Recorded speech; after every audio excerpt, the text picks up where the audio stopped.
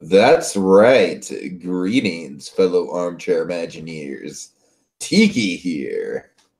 And BlueDragonFive. And it's another late night on the So You Want to Be an Imagineer podcast network. And tonight, we're reaching into the Just Giggle It grab bag one more time. Talking about Watching You, the web series, episode 2, Shitty Boyfriend. You can't say that on air. This is a Disney Channel. Well, I guess I just did, Dragon. How you doing tonight, Dragon? How the hell are you? Not bad. Let's reemphasize. We're not just doing it one last time, folks. We're gonna keep doing it. It's just we're doing it yet again. Yet again, all right, Dragon. I try to do my little my radio. At least I'm not saying it's another Tuesday night anymore. At least I cut that bit out. Right. Okay. Anyways. That's right, folks. We're back talking about the hit that's sweeping the nation, Watching You. Kind of a throwback to end all throwbacks, if you will. The web series that Joshua Thomas really made his bones with back in the good old days, even before Just Giggle. We had this on Frozen Fire Productions, and I believe the channel still exists. If you want to see like kind of the old lost gems of what we get with Just Giggle, kind of where the crew members, the cast members, and the crew members that we love on Just Giggle. You want to see where they got their starts, kind of where their early work is featured. You go there, and one fact is that's where we get Watching You from. Yeah. Okay, so I guess two things to point out before we get started here, folks. First of all, just Joshua Thomas, Dragon, is he in VidCon right now, or is he promoting the fact that he's going to VidCon? They're going to be at VidCon. I'm not sure when it's going to be, but VidCon, it's coming soon. If not, it might be either the end of this month or in the early of next month. The point is, it's coming up. And I'm sorry? So if you're in the Anaheim area, folks, look them up. They'll be at VidCon, and say hi for them. Tell them Tiki sent you. I'll really appreciate it. Yeah, folks. I mean, check in. Like, basically, if you inform them, like through Instagram, Twitter, etc., that you're there, I mean, they're going to be eager to meet you. They're really open to the fans. They want to meet them in person. And folks. I mean, if you want to meet these genius people who made you laugh your head off, you're going to want to meet them in person. You can meet Piper Henson. You can meet Joshua Thomas. Date for this? A date? Yeah. That's the thing. He didn't mention on the live. That's where I heard about this first. I mean, I'm sure if folks look into VidCon, like they'll find that they look it up on Google. If it's October, I might be able to go.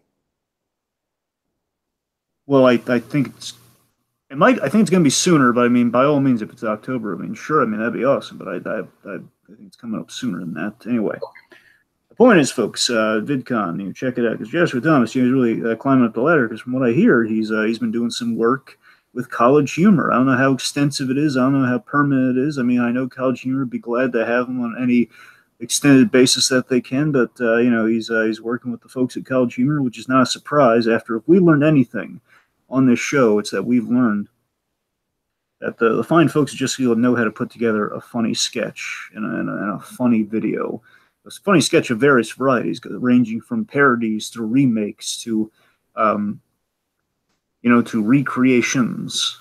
It's delightful to work from those folks there.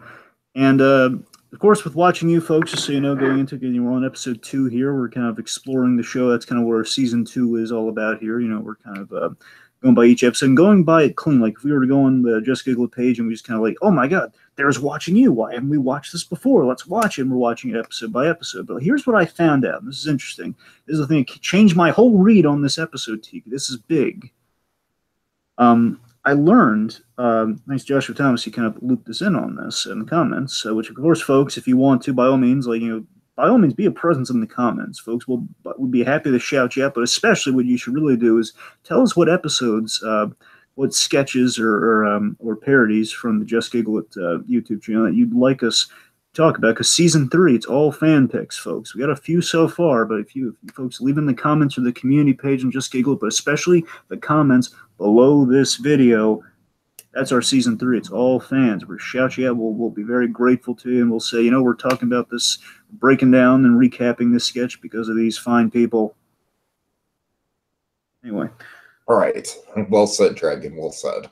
Yes, because I'm going to leave you the plug, Teak, and just building up to Okay. that. But real quick, so here's what I learned about this. Actually, Teak, you give us the plug now, fire into the big revelation. So, Teak, what other things should we tell the fine folks out there to check out? Like Sure. tomorrow. So basically, folks, watching you as a predecessor to another fantastic web series, that being Harley Quinn and the Joker versus the real world. This is how a lot of people, including us, came to know Just Giggle in the first place.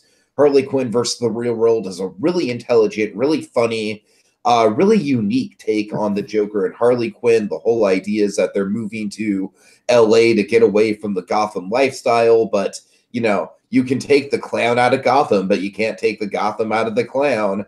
And essentially, he starts to form an army, and all kinds of crazy stuff happens to go down. Episode 5, folks, that's the big one. That's the one we need to get to 1 million views. And that you will find linked in the video description. So go ahead, give them a shout out. They need it. And it's an awesome episode. It's probably the best of the 5 so far. And folks, on that community page, they've revealed script pages from episodes 6 and 7. And my God, just in the little things teased, we have some mind-blowing stuff coming our way. We had a really funny premise. I can just feel in my bones for episode 6. I really want episode 6, but episode 7 has a moment that had me gobsmacked in it. Not just with the introduction of a big major character, a new character coming to the fray. I don't know how recurring this character is going to be, but it's a big pull that we have joining our Mary Brew. But I tell you, folks, at the end of that little script page, you go to the community page, and of course, while you're there, they want you to just comment saying, "Oh my God, you guys should talk about this next season." While you're there, you should. The last line that the Joker has on the page that they've teased us with for episode 7, it's like, "Oh my God, that's a great Joker line that makes me want to see where the show is going." It's like, oh my God, it's so mind-blowing. I want to know what happens. The only way we're going to find out is if we get episode 5, which is another great episode, to 1 million views, and you can do it. Yay! Certainly. Okay, so back to this episode. So back to Watching You, episode 2. Here's what I learned about Watching You as a whole series that we should really factor into our processing of this show. Otherwise, we're going to read in a whole different way, Tiki. Is that this was intended to be shown as like an hour and change pilot. So all of the 7 installments that we're going through, while we are going through them, we're still going through it, episode by episode, because that's the way it was presented to us. It's the only way it's really presented to us. I'm getting a sense that this was screened. However, this was screened. This was screened like all together, almost like the pilot to Monk, where it was like a little over an hour. It was like, I guess it was like 2 episodes, ranging to like a 70 to 80 minute movie. That's essentially what the situation here is. It's like 60 minutes plus. So that's the thing. Like, this episode isn't like a confined, as we were flirting with. We weren't certain of this in the first episode, but we have it confirmed for us that these episodes are definitely part of a grander whole pilot episode. So that's what we're kind of working with here. I mean, it's pretty interesting, right? Yeah, that is interesting, and you're right. That absolutely does change the perception of the show. So what we're looking at is we're not looking at like a full arc per se. We're looking at like kind of like the start of an arc, kind of like the an act 1, if you will. Exactly. So I mean, by all means, I think we're going to break it down both ways, but I think we should always give it that consideration. Okay, this is like Act 2 of again, I know it's not going to break down. I think Tiki's right. It's like more in the Act 1 space, but what I mean. It's like another installment, like a serial drama. It's like you have a couple chapters of the serial building to the end, which is okay. Your first serial movie, and then we have the sequel set of serials, which would be season 2 or continuing episodes. So that said, let's break it down. Okay, so we start with Taylor outside of his apartment. He's singing "Built This City" and out of rock and roll. He's like all stoked up. Yep, he's outside of his house, and we see it's Denise. So we've set up Denise in the previous episode, the whole Denise and Destiny of it all, which I like that he's attracted to women who are named similarly to Denise, but by the same token, he can't get the other girl's name right. He thinks she's Harmony. I just like that little gag, by the way. The fact that I think he might be attracted to the girls who sound like his names sound like Denise, like Destiny, but he just these too thick. They really just kind of get it through his thick head, you know. It's so presumably he's actually sharing this house with this girl. I think it's Taylor's house. Well, I mean, they share rent on it, so by that notion, I guess they're kind of co-paying this. It's a nice. It's kind of more like I guess a duplex. I guess kind of like what we have like Deadpool and Blind Allen, just more nice and less of a drug den. Right. Yeah, so we built this city. Now this was interesting. I'd be really impressed if they bring this back. I'm gonna give them some pipe here. I'm gonna give them credit here, and then I understand if they don't make this go full circle. Again, it's only a pilot in the grand scheme of things, but he ignores his mother's call. It says he gets a phone call that he ignores, and it says mother. And below it, there's a picture of it's like a meme. What do they call it? It's like demotivational posters, I think. So there's a glare on the screen, so I can't quite make it out, but I think it says whore. I'm pretty sure it says whore, which is interesting. And I like these visual puzzle pieces. And what I'd like to think they're doing here, Tiki, a little bit more of this later in the episode, but I think what they might be hinting at here is that we're getting these puzzle pieces as to why he's a womanizer and such a womanizing actor d-bag. You know, I think that's why we're kind of getting that unfurled to us here. That he has a lot of mommy issues, which might be why he treats women so badly. Dragon, can I just kind of quickly lay out a thesis statement for the episode before we get any further? Just my overall thoughts. What do you got, man? Throw us here. What do you got? Yeah, I gotta say, I wasn't as thrilled about this episode as I was about the last episode. I think out of the two of our main characters, I definitely gravitate more towards Jessica than I do towards Taylor. So with that in mind, a full Taylor episode, I feel like Taylor, like maybe they do too good of a job of making him into an unlikable D-bag, because honestly, 9 minutes of that was a little much for me. It's not a bad episode by any stretch, but I felt like it was a little bit of a step down from episode 1, and I don't know, it's like, you know, we're definitely building towards something for sure. I definitely didn't enjoy, I definitely didn't find myself enjoying this as much as I did episode 1. I was kind of like, okay, this is necessary character building, but at the same time, I'm just like, Taylor's the kind of person I would hate to, he's like a Sam Loomis Dragon. I would hate to hang out with him in real life. Iki, here's the funny thing, and I kid you not. I had 100% the same view of the episode. Okay. You and I are absolutely super simpatico on this. However, again, with the thing we found out, with the whole, like, you know, it's kind of part of a grander whole, I think that helps the episode in the long run. If this were, we'll get to that, like, I'll echo it a little bit more when we get to final thoughts, but I think overall, yes, I'd agree. I'd echo your thesis almost entirely, so.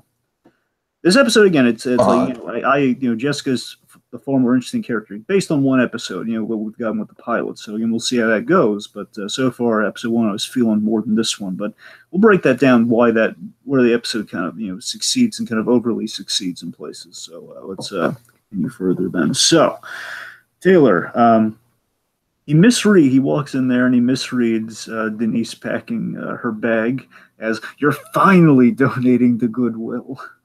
Oh, God. So she's fed up with him and his cheating ways, and he has a really lame excuse, and it's a hilarious lame excuse, I gotta say. You know, he says, "Where were you last night? 24-hour putt-putt challenge." So I gotta Come tell on, you, babe, I was rocking the windmill. So I'm just thinking of that Rugrats gag we keep saying, like, "I was the Willow." Which, of course, makes me think of, you know, Super Academy, which is actually the thing I probably should have referenced in the first place, because that's the whole, who's going to help me beat the windmill? Anyway, sorry, getting back to the things here. You know what's so funny? Taylor in this scene, and kind of through the whole episode, but especially in this scene, he's the actor, Johnny Walter, he's channeling Vince Vaughn in this scene. Did you pick up on that at all, or is it just me? And he sounded a lot like Vince Vaughn. I mean, it could be. I haven't seen many, like, classic Vince Vaughn movies, but I mean, even with Fred Claus, which I know you've seen, he does feel really reminiscent to, like, you know, Vince Vaughn in a relationship in that movie. It's like, yeah, he's kind of a wine and diner, you know. He's just only this case he's not as sophisticated and doesn't have that charm to him here. It's just like he's a 24-hour putt-putt challenge. Come on, a little massaging, little massaging. Yeah. So, so let's see. I was rocking the windmill, babe. Just a ridiculous line. Sorry, it's a little funny there. So she's asking him outright. So again, our cold open kind of ends with this bit here. She's asking him outright for the truth. And where were you last? Are you cheating on me? And we cut to it's vaguely graphic, but I gotta say it's shot at such a great angle. We have Taylor and Destiny going to town the previous night. Basically, we kind of go back to before Taylor woke up with Destiny in bed, and we have this gag where I'll admit this, the whole oh Taylor, he just doesn't know the name. It's you. But yeah, seriously, it's a little graphic. It's a little bit, we went there. I don't think maybe we didn't need to go there, but I gotta say, if we were gonna go there, they shot that really well. It's like, you don't see that angle every day during a scene like that. It's pretty good. We have this hilarious, well-timed cut back to reality here, where he says, "Yes." Which, it's you got to admit that's some blunt honesty right there. It is. And speaking of which, Denise is, understandably, she calls him out for his blunt honesty there. It's like, come on, you couldn't at least be a little nice about it. She's saying like she wasted 3 years on him. And that's what I'm saying, Dragon. That's what I'm saying. It's like, she dropped out of school to help pursue his useless acting career. Here's a moment with Taylor that I kind of latched onto, because for me, there's not much to latch onto with Taylor, so I'm kind of getting to it when I can. When I say that, I don't mean to, offend the actor playing Taylor or anything. Yeah, screw Johnny Walter. Just kick him while he's down, Tiki. Anyone have any mace at the ready? It's simply the fact that, it's not even the way the character's written. It's simply the fact that the character is just he's not someone that I would get along with in real life, and so therefore I have a hard time kind of relating to him and empathizing with him. Sure. But one of the things that I did really like was this one moment where he gets actually emotional when she calls out his acting career. Yes, but it's kind of great hammy acting in this moment here, where again, I think he gets kind of faux emotional. That's the gag. That's the point here, where he you have 3 years for to support your stupid acting career, and he tries to sell it as a calling. He tries to basically the acting choice that Walter makes here is quite it's not bad, where he just basically plays it like he's in the right. He tries to turn the scene as if he's in the right. And that's the thing. If this guy had more charm, he might again, in concept, he could go to that Vince Vaughn place where he could probably turn this to his favor. But again, he lacks the empathy. It's like the guy's not really. He's not coming from a genuine place. He's just coming from a place of he's just so self-involved. He just doesn't get it. He's just that stupid. It's like Johnny Bravo without the charisma, essentially. Oh, God. Honestly, I did crack the code on two things with Taylor in this episode. So two things really became clear to me with this series with Taylor. So one, I think, and we'll see this later on with our other character we have in this episode, I think Taylor works when he's paired with somebody. When you have a character, and again, I think that's the issue of the episode, Tiki, is that we do Taylor too right. We have to make him unsympathetic so we can learn something, but we kind of, when Taylor is... I'm not saying he's not playing off of Denise, but a character like Jessica is literally a character we get a sense he's going to be linked with, and at the very least, he's a character he has a rapport with. He has an opposites attract, like an odd couple of some kind. That's when Taylor works, because we need a counterpoint. Taylor is a character who works with a counterpoint. Definitely. And we have that later in the episode with our new character. And that's when, honestly, that's the half of the episode I like best, because, okay, we got some back and forth here. Taylor's coming alive. We have the stupid guy in the room. We have the other kind of sympathetic kind of the counterbalance. And this scene is just, it's all focused on Taylor, and that's a problem.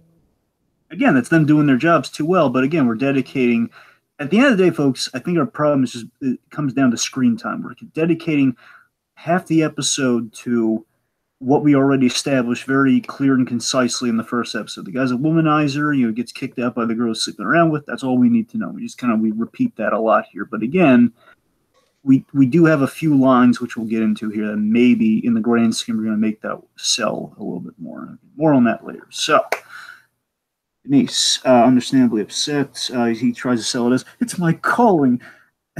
And basically he tries to sell with stuff like, there are no small roles, only small actors. Mel told me that. And we see this horribly photoshopped picture of Taylor with Mel Gibson. God. and by the way, this I caught in the rewatch. I love that he has a certificate on the wall, like right below that picture that says it's like a certificate of excellence. It's like such like a fake degree if I've ever seen one. It's hilarious. He's just like, he's such a self-important actor. It's like he's basically what he's doing. I get a sense of he's like an LA actor in the greatest sense of the word, where he's not in LA. I get a sense you have actors who do truly like the craft, but at the same time, like our Barry actors are guys who truly like the craft. Mm-hmm. On the other hand, though, you do have actors who are just there to pay the bills. And okay, it's either waiter or actor. I'm going to go with actor. And at the end of the day, it's like we need bills to pay, and like there's extra work. I guess like with Taylor, it's interesting because usually with actors depicted in movies, it's kind of like the La La Land version, the starry-eyed, like I'm gonna be a star, baby. You know what I mean? Exactly. He doesn't really has no inhibitions about it. He's literally like, put me in porn, gay porn, please, as long as it pays. Exactly. Again, you got to remember, extra work does pay, and extras and advertisements. That's where you get some money from. Again, to make ends meet, and that's literally what he does the job for. And he's using that again. It's like he thinks this is like a trump card for him, but in reality, nothing. Right. And like she cites, and again, she's asking the smart questions here. She's asking, what was the name of your last character? And he says Jerry. He says, it was frat guy number 4. No, Jerry's a character I created in my mind. You know I'm method. God. So Taylor tries to explain, again, as if he's in the right, that, hey, I cheated on you, so I never want to leave. Oh, God. I never want to leave you. Just ridiculous. And now, let me make it clear here, Tiki. Now, again, this episode, I'm trying to save this episode in places here with, now again, I'm sorry, that came out very wrong. I mean, I'm trying to kind of save my experience of this episode as a one-off, because I do think certain things of this work, and again, a lot of this is wait and see, and that's kind of, I wish the presentation was the full. You got to understand, folks, at the time this is most likely made and put on YouTube in whatever form it was. I don't know if it was on the other channel then put on Just Giggle or whichever. I'm not sure entirely.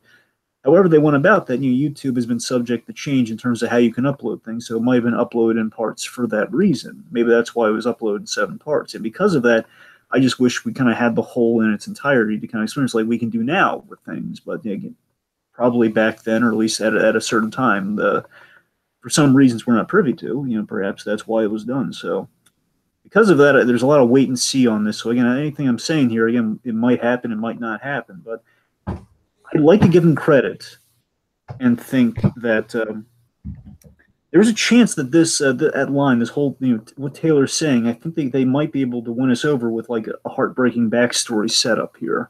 That maybe he truly believes this because, again, his life is, maybe he had like a really crappy home life growing up, again, with the whole mother whore thing.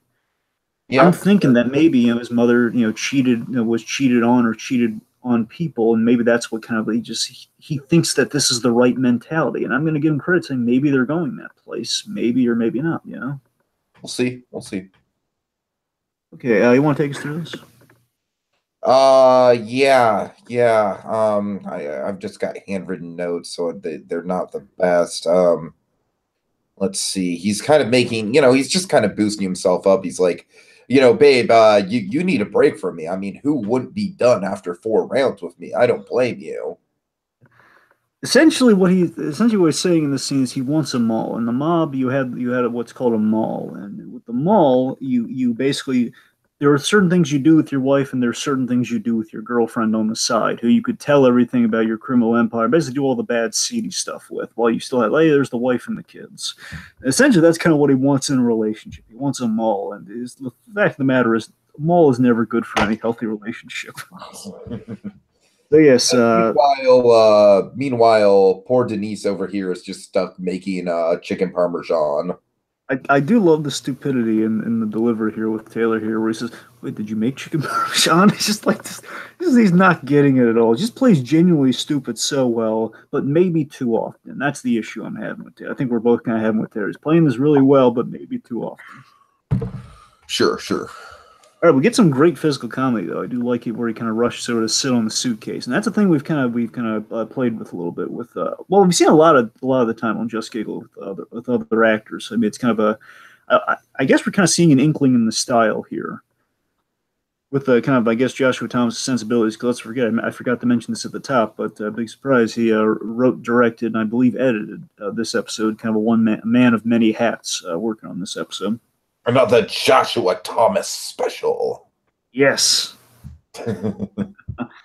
So yeah, I mean, again, the physical comedy gets some inklings of maybe his sensibilities of, if we go broad in like certain things, it'll sell a gag where, again, we're trying to have a serious scene here, but we can still have kind of Taylor's idiocy as well as kind of physically what he's doing to kind of spice up the scene. So it's good physical comedy. Him like kind of jolting over and kind of sitting on the suitcase, like, wait, don't leave. And I like how he gets increasingly pathetic as the scene goes on, which I do really like. I like that in terms of the pacing of the scene. So in a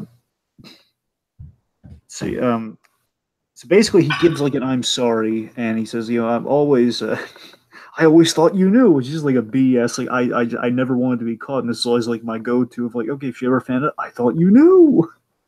God. That's gonna fix everything. And then she hits him with a pillow, which is very well deserved. Tells him to stop talking. And then we get the serious moment here, the big serious question that she lays out for him here, like, did you ever love me? And he says like I did. I mean I do. And I do. He just he's fumbling all over his words at this point. Certainly. Now he's getting increasingly pathetic here, where he literally gets on his knees here. And I love the patheticness of him on his knees here, where she's asking, how could you do this to me? And he's asking, okay, when you say how, do you mean how did I pick up all those women, or how did I keep you from finding out about it? So then things get increasingly bad for him here. And I just love the staging of like little man, it's just that fun, like, you see the powerlessness and just like the height equation here. It's just quite funny where he's on his knees claiming that, well, come on, they were always drunk and I was wrong. I was always drunk. Yeah, not making any of this better. So then we have the big moment here, Tegan. This is the main thing. Again, if in the grand scheme, this is like one of the big reasons to have all this extended Taylor stuff here. We have this big moment where this essentially is, for what my theory is, I think it's kind of our liar, liar birthday candles moment, where we're never going to explain what exactly gets us to Taylor and Jessica being linked in some way. But, like, we'll never explain, is it God? Is it magic? Is it like what? We don't know exactly what, like, who's pulling the strings, but we see kind of the seeds being planted here, where in very liar, liar birthday candles fashion, she poses the big kind of setup question where she says, maybe when you get hurt or you grow up or both, you'll stop being a pathetic waste of a man's body. So again, that's verbal abuse. But seriously, that's all great setup there about the car, right. about again him getting hurt, him sharing or haunting Jessica's body. One of those two again, waste of a body most likely. Again, I'm betting you it's going to be like a man with two brains situation. He's going to be like inhabiting the same body or a ghost. I'm thinking ghost, man. God. I'm thinking ghost who can only exist when he's with her. That's the only reason he can still, like, people say, oh, there he is. Mm-hmm. Okay, so again, I love the gesturing. Basically him gesturing and articulating while on his knees here. Then with the verbal abuse thing, that's when it's getting really funny. So then then we have the condom gag. Come on, babe. I wore a condom most all of the time, and when I didn't, at least I pulled out. I gotta tell you, it's he's definitely a vulgar fool, and I think we kind of stretch for a gag on the condom stuff. Like, yeah, I mean, it's true to life, but still, it's like we really need to say all that. Yep, so, I'm with you. I'm right there with you, buddy. Yeah. Okay. Then we have there's a knock at the door, and then we have, unfortunately, he's not. If this guy's coming back, we haven't revealed who he is yet. So, folks, again, going by it episode by episode, all we know is he is credited as Man at Door. So he's the man at the door, played by Bill Gundry. Okay. Who I really liked. He was a really enigmatic personality. I really got into him. In the previous episode, I called him the John Glover looking guy. Of course, if anyone remembers Lionel Luthor from Smallville, or the scientist, or basically Dr. Jason Woodrue from Batman and Robin, who says, "I'm afraid you're going to have to die." That's who I was thinking of when I was looking for this. All right, so he starts out with, "Isn't it time you made a change?" So then he says, "Okay, this is the wrong time in the wrong house, buddy Christ," which again, Dogma reference. Yes, it implies Joshua Thomas, also a Kevin Smith fan. He's got some good taste. Yeah. All right. So then basically, you know what this guy kind of reminds me of story-wise, Tiki? He's very much... It's kind of like a Beauty and the Beast Rose moment. It's like a woman with the rose-esque scenario here, where like this woman asked to come in, and the prince turns her away, and of course the Beast aftermath, and of course the Beauty and the Beast comparison is not lost upon me. That yes, we had Disney princes with Alex Ponce as the Beast. Do you think I want to be called a beast? God.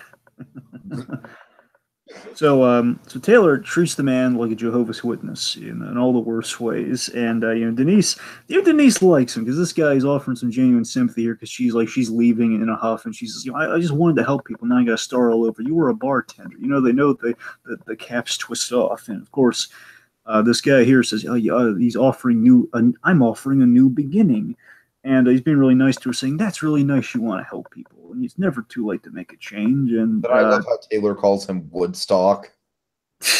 God, yes. But Taylor's just very rude to him, and Denise is very kind to him.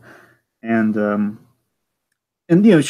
love this where he says he's not taking a donation. I love it. She's like, so I gotta tell you, this Denise character. I mean, I'm in her corner. I mean, I really loved her in this scene specifically. She's being really nice to a stranger. It's good. Mm-hmm. Let's see. Now there's a line here that I'm pretty sure is an allusion to Piper Henson. Oh, where I could be wrong on this, but I think it might just be serendipitous. I don't know. But Taylor has a really good line here where he says, "Oh yeah, sure, give him a donation. They'll buy his new leader a Prius." God. And of course, Piper Henson, I'm pretty sure, I don't think it's Joshua Thomas that has this car, because I think they mentioned it once that this is Piper Henson's actual car, is a Prius. Hence the whole, I'm going to set it on fire. That whole thing. So, let's see. Okay, let's see. So basically, she's saying, don't you ever think about others? Of course, babe. When I put on condoms, I'm thinking about you. And it's just like, Dragon, at that point, like, I agree with you. All the condom stuff is just like, it's really annoying to me. Yeah. I mean, to be fair, condom humor, it rarely does it work. I'm not saying it never works. I'm just saying, like Naked Gun, there's a weird condom gag that's just oddly funny. And of course, Deadpool has a great condom joke in it. So, I mean, saying condom humor can work sometimes, but I don't know. Sometimes just it can feel forced very easily, and it's kind of what they fall into here. So then again, another foreshadow here. She tells him to drop dead. Oh. All right. Then of course Taylor says, "I just don't think when words come out. Who's gonna pay rent?" Oh wait, she already paid rent. Okay. I'd love the calm that comes over him after that.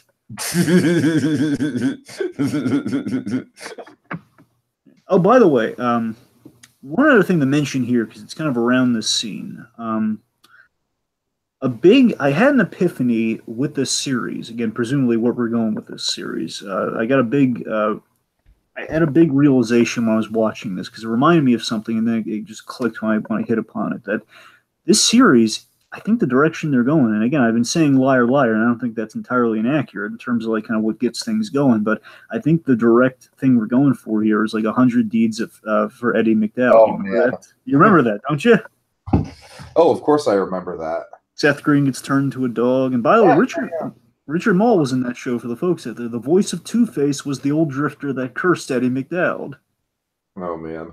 little fun fact for you there. So again, it's kind of another vibe I got from the Bill Gundry character. It's kind of like Richard Mole, the kind of that drifter character. So I'm definitely getting a big. So with Taylor's unlikability here, I'm getting a lot of kind of Eddie McDowell and kind of the learning curve that he has to kind of go through, and hopefully it'll work better than like an episode by episode basis that Eddie McDowell never learned from. There was like every episode he just forgot what he learned, Right. Okay, anyway, let's see. So, I like the Jim Jones joke we get with the guy on the door.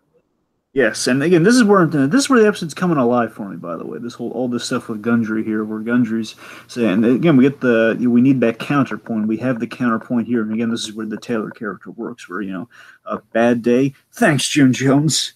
But I bet you got some Kool-Aid that'll cheer me right up. That line was really funny to me. That Kool-Aid line, like, yes, all right. So, and again, this is also a great line. This is great in the promo too. I kind of wish it wasn't in the promo because this episode is like one of the big lines of the episode here, where he says when something good, name something good that you've done today. He says, I think her name is Harmony. That is such a great line. That to me is like that's the line of the episode right there. Yeah, I mean that's using Taylor to his full abilities here, and importantly, we have that line. Then we have the counterpoint where we have kind of our interesting enigmatic moment here, which is Destiny. He says, yeah, and then of course, wait, what? Of course, that was the girl's actual name, but now there's the question. Does he know more than he's letting on, or was he just saying Destiny in terms of, Destiny, like you need help?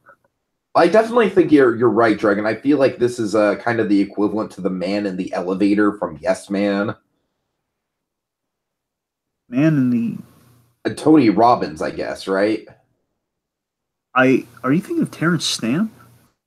I might be thinking of Terrence Stamp. Or I think you mean like Terrence Stamp and the whole, like, does he actually have any powers, or is he just like telling them just to say yes to life? Exactly.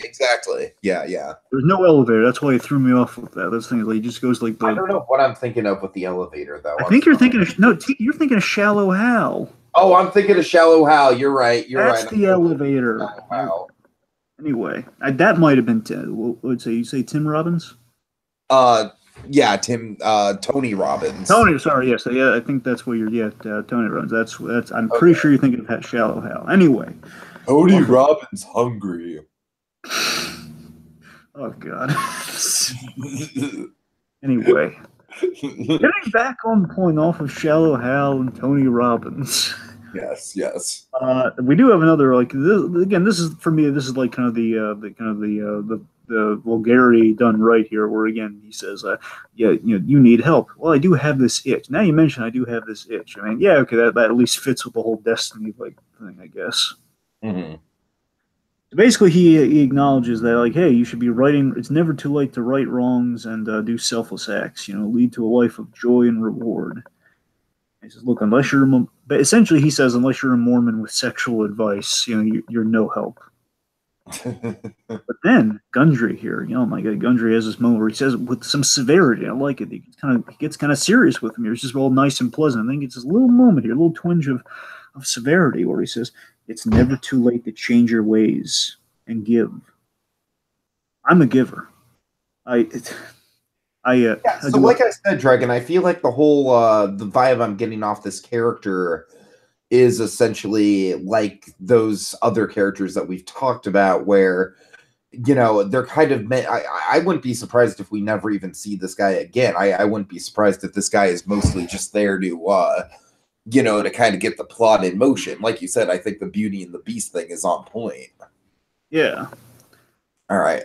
He says, I'm a giver. I do ugly chicks all the time. Again, but that's kind of honestly, I hope that's one of the last big. I mean, it's probably not going to be. I would like it to be kind of one of the last big reminders, because we spend so much time with Taylor this episode. Again, if this were like episode by episode, I would beg that this be the last time we hammer in the whole.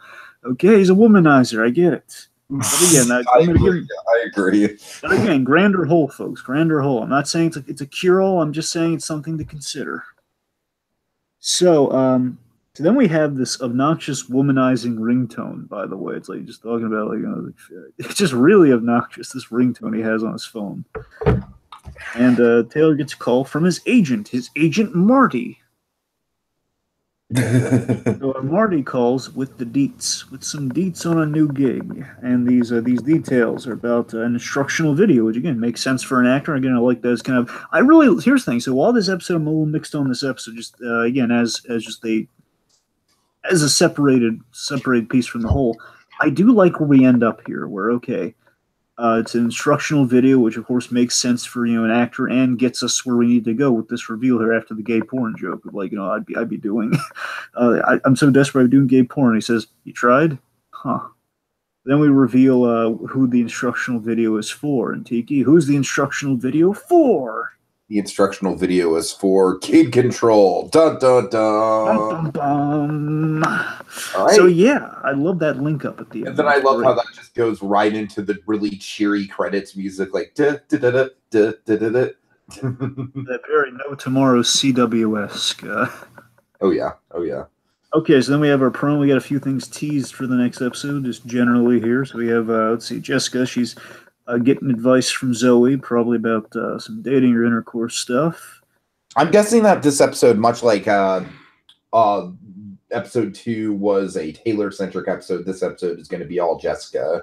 Yes, but at least we know he's going to appear in the next episode. I don't think they're going to meet each other quite yet. I have a theory, but we'll get there in a moment. Okay. So let's see. We also see, we see Jessica, and basically we set up that Taylor's he's auditioning, at least auditioning for the sexual harassment instructional video. It's about sexual harassment, and I'm sorry.